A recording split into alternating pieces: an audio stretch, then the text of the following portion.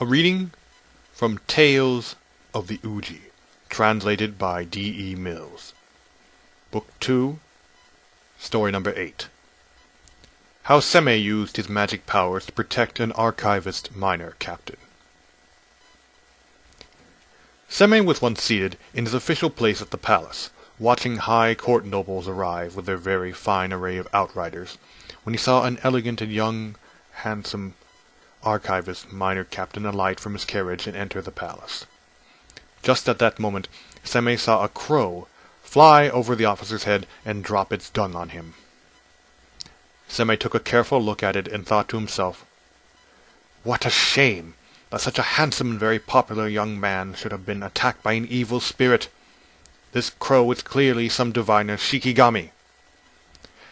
Evidently it was not the officer's destiny to die yet, for Seimei felt so sorry for him that he went over and asked him, "Are you having an audience of His Majesty? Forgive me if I seem a little presumptuous, but why have you come to the palace? I have seen signs that you will not live through the night. Fate willed that it should be revealed to me. Please come with me, and let me see what I can do." So saying, he got into the carriage together with the officer, who began shivering with terror and said, "What a terrible thing to happen! Please help me then!" The two of them rode together to the officer's home. This had all happened at about 4 o'clock in the afternoon, and by the time they arrived, it was already dark. With the minor captain clasped tightly in his arms, Seimei cast spells to protect him, and all night long, without a moment's sleep, he never once stopped reciting incomprehensible incantations and prayers. It was a long autumn night, but he concentrated all his efforts, and towards dawn there came a knocking at the door.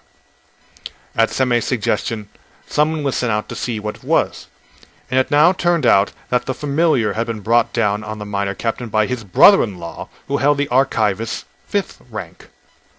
They lived in different parts of the house, and the minor captain's brother-in-law was so jealous because their father-in-law had a poor opinion of him, while he was very pleased with the minor captain as a son-in-law and made a great fuss of him. The brother-in-law was so jealous, in fact, that he had engaged a diviner to bring this spirit shikigami down on his rival.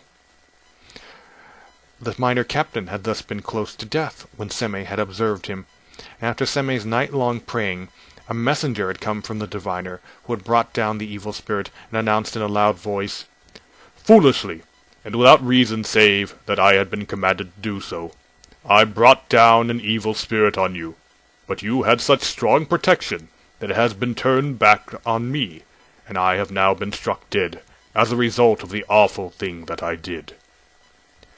"Did you hear that, sir?" said Seimei. "If I had not discovered this last night, this is what would have happened to you."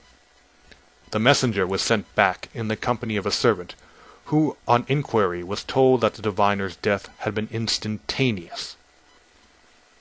The son-in-law, who had engaged the diviner to bring down the evil spirit, was immediately sent packing by his father-in-law, who was overcome with tears as he thanked Seimei, and was scarcely able to reward him handsomely enough to express his gratitude.